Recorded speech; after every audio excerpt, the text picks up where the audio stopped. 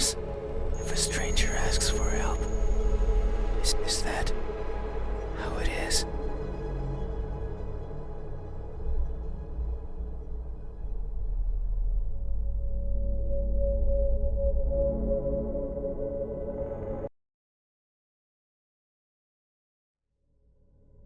Open your eyes. Look at me. Why won't you look at me? Where are your manners? If a stranger asks for help, is it right to ignore them? Is that how it is?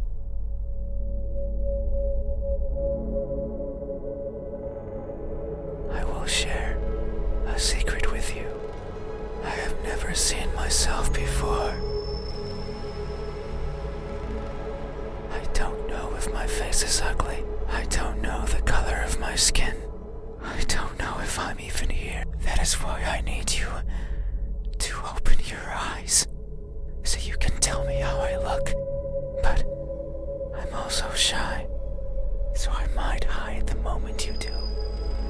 You won't find me anywhere, and soon you will forget like a faded dream. I know you're not asleep. You listen with those tiny ears of yours. They look so fragile, like I could almost grab them. Put my fingers around them and tear them off. If I do, will you scream? Will I hear your voice?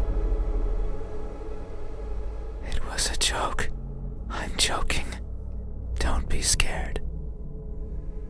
Hey, how do you think my eyes look when our cases finally meet? What will you find? Answer me. They look broken. That may be so.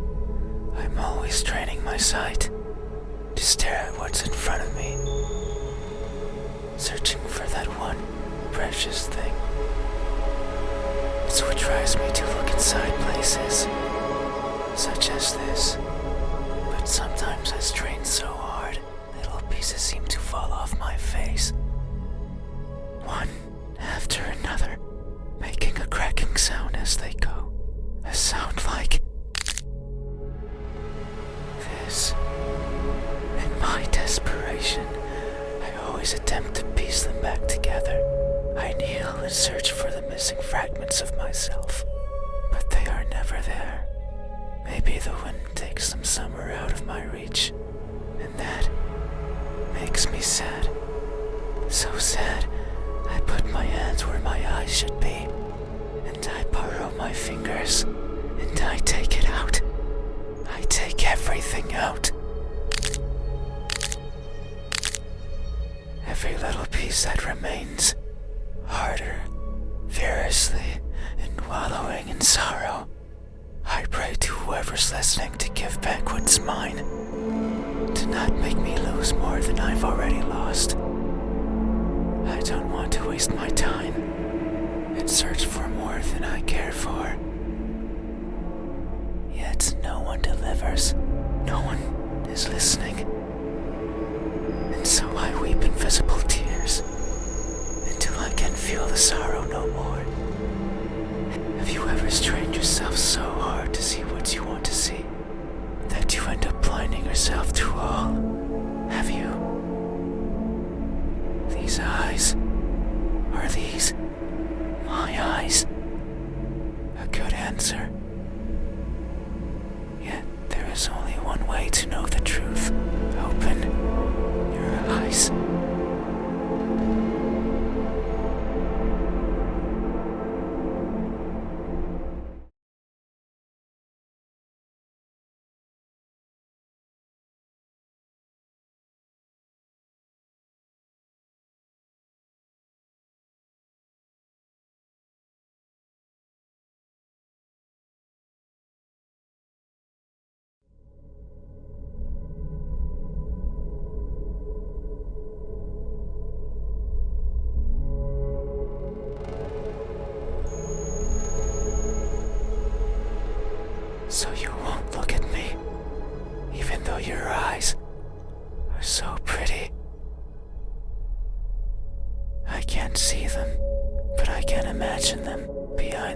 full of flesh, round like pearls, and shiny like jewels. So pretty. It's fine. We still have time. The night is still. And people are good at closing their doors. Do you know what a door is? Of course you know. You have one. Right, a door is a barrier to keep the bad out. The bad can be anything. A bad person, a bad smell. And sometimes, me, I can't open doors. I find them tricky. Should I push or pull? Should I turn the knob left or right? Should I try to take it off its hinges? Should I chip away at it, hoping it will fall apart? And what happens when it opens? Do I close it behind me? Do I keep it open? But that might be rude to the person who had it closed. But then, how do I get out? And what happens if the wind pushes it close? What then? So many options. So many things that could go wrong. Whenever I stand in front of a closed door, it paralyzes me. I stare at it for a long time and think of my excuses, because that's all they are. What bothers me the most about closed doors is the idea they exist to keep me out. It fills me with the need to go in, so I search for a crevice or a window. Anything that might be open. Anything that might let me in. I'm not good with doors, but as long as there's a place where I can fit, then I can go in anywhere. Every night, I hop across the shadows of the streets. I'm careful so as to not be caught by the light. In my eternal search, I pick a place where to rest. I slip in and spend the night wherever is comfortable, without alerting anyone. Usually it's a cellar, an attic, anywhere with dust, with dirt. I feel at home there. But sometimes, just sometimes, an urge swells inside of me. The urge to be seen. So I search hard for a door that's open, for an entryway covered in darkness, and for someone to be at the other end, awake, as if expecting me. But you won't look at me, even though you had your door open for visitors. Why is that? Are you afraid? Do I scare you? No, that can't be it. We have been chatting for so long. You haven't chased me out. That means you welcome me. So I'm certain that if I were to reach out my hand, you would reciprocate and grasp it. I'm sure your hands are warm, so very warm, because people are always warm. Hey, how do my hands look when my warmth finally meets yours? How will it feel? Answer me.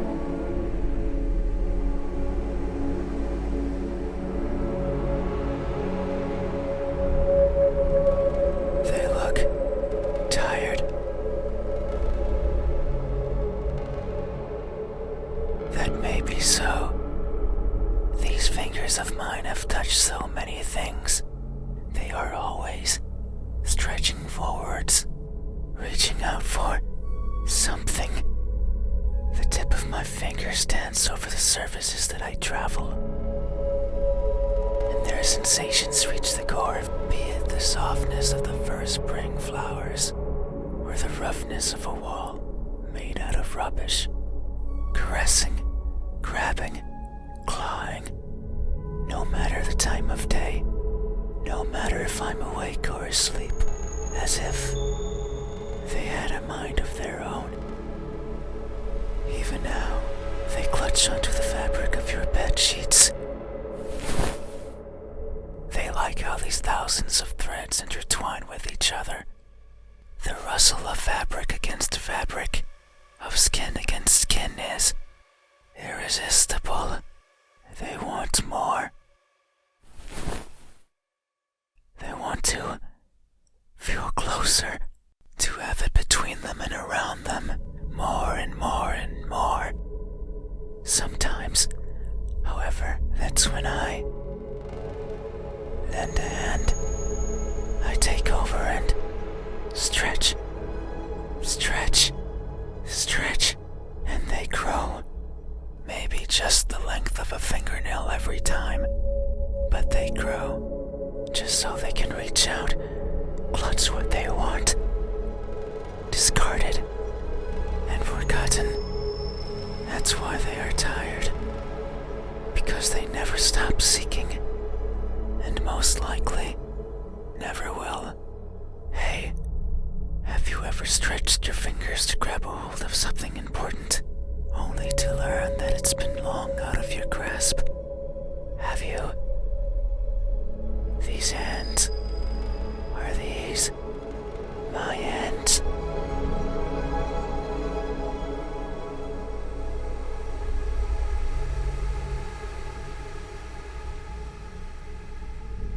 Is that so? Then, how do my hands look when my warmth finally meets?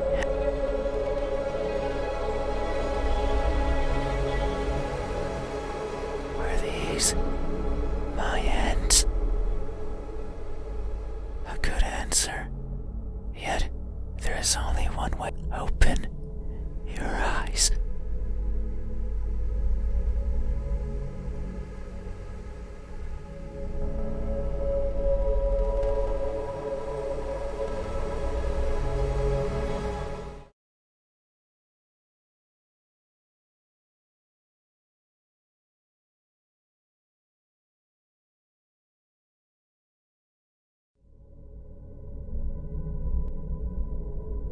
So you won't look at me, even though my hands could be the same as yours. Maybe you and I are similar. No, I know we are. I can feel it in my skin. Oh. Can you hear it? My skin is pulsating. It has been long since this happened. It's a sign of my innermost emotions flowing out. I wander the world, wanting to be seen. I'll be satisfied as long as someone tells me how I look. But it's not like anyone will do. If it did, then it would be oh so easy. Since I could show myself to everyone at once, every living person in this land, and ask them all the same question. Someone will answer, there's no doubt about it, but it might not be the answer I wish for, since I don't want to be judged. I don't want to be perceived as something I'm not. It scares me. That is why, when someone is on the verge of looking at me, I shy away. I hide, fading into the dark. But you might be different. If it's you, it might be possible to stand still, if only for a second. That way you can help me, and we can both be fulfilled. Just thinking about it, it makes me feel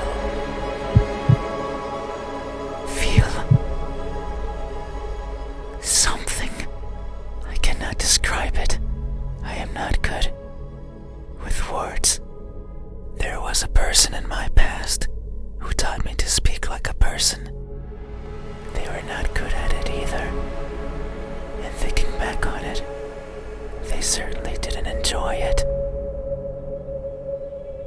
To teach a wordless being how to talk must be a challenge. Yet, they did. Simply because they could. It is weird to remember, because it makes me think of why I want to be seen. And I am not sure. I don't care much for my appearance. I don't want to be judged. But if that were it, I could easily stay out of sight. So why is it? Why do I want someone to recognize me so much? Maybe it's only because I can. Because everyone gets to be recognized. But me. But I will. Soon, once you open your eyes. There it is again. Just thinking about the moment you unveil your sight onto me. And you finally take those bed sheets off your body. And you inspect every crevice of mine. And you finally open those tight lips of yours to let me hear what I am, and to maybe even give me a name. It makes me feel, but I don't know what. Surely it would be evident if you were to look at my face. Hey, what does my expression look like when that veil of uncertainty finally disappears? What will we convey to each other? Answer me.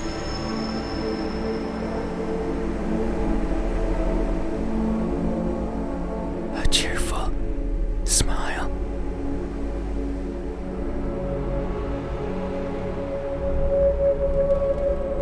That may be so. It would only make sense for the end of this journey to bring me joy. It has been so long. I can no longer remember where it all began. But who's to say it had a beginning? Maybe the starting point is that faint memory. The earliest one I can recall. I was walking, and for some reason, it was daytime. I rarely travel during the daytime. Only when the fear of being seen isn't there. So I must have believed that was the case. But it's strange. Since the place I was walking through was a city, one full of people, I couldn't see them, but I knew they were there, hiding in the shadows, with their backs against the dirt, completely motionless, completely silent, living in wait of their deaths. And what's more, none dared to look at me. Did they even know I was there? Maybe they did not care. All I remember is feeling a certain kinship towards the hidden inhabitants of that settlement. They were like me, living in fear of what others might think. And who's to say I wasn't one of them?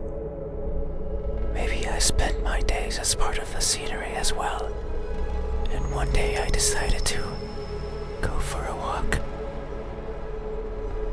A walk that hasn't yet found its end. It's my earliest memory. And my most joyful one. No experience afterwards had made me want to smile more than that.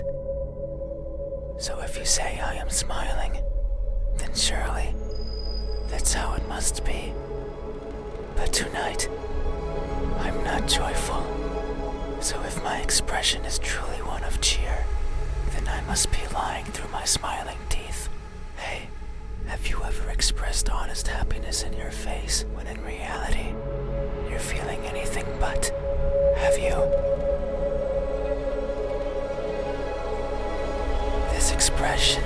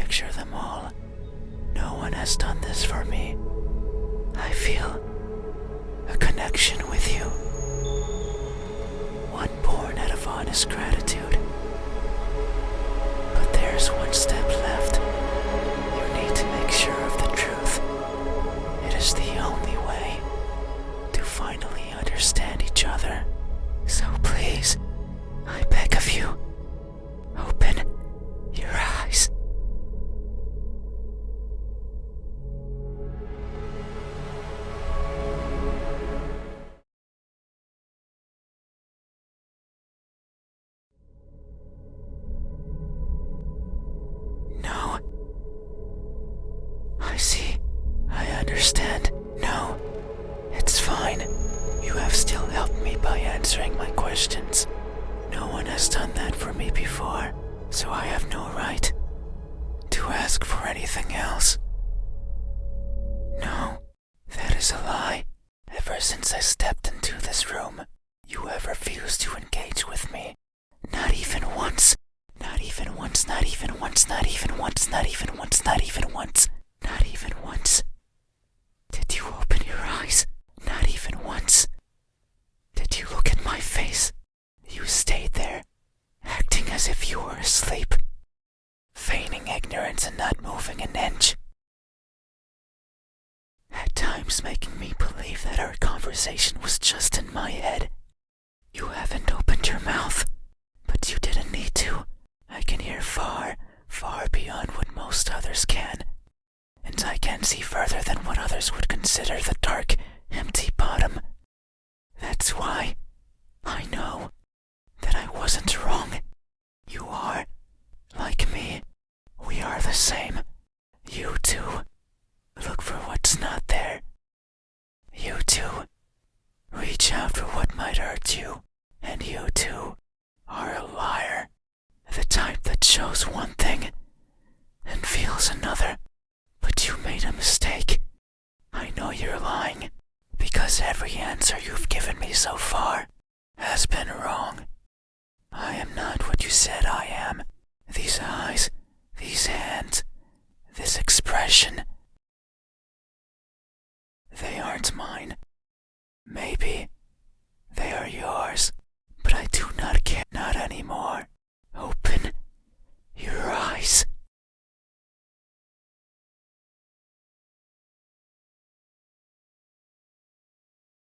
I didn't want to be judged. I didn't want to be perceived for something I'm not. And that's all you did. So now, you will open your eyes and see me for what I truly am. You said so. Remember that in this room, you know how everything looks. It was those words that brought me here. So you have to do right by that which you claimed. It is time. Open your eyes.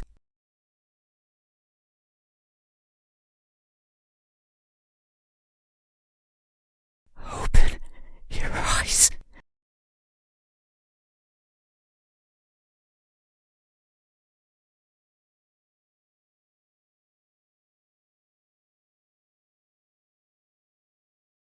You had your chance.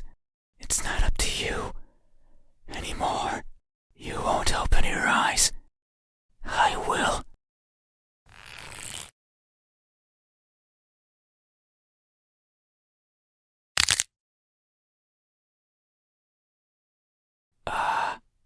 Your eyes are as beautiful as I imagined. Tell me, my new friend, what do you see?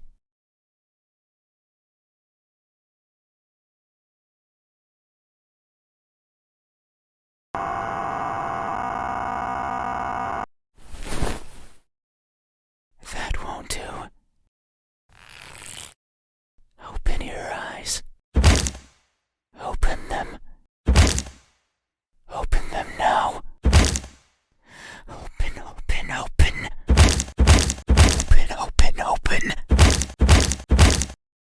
Open, open, open.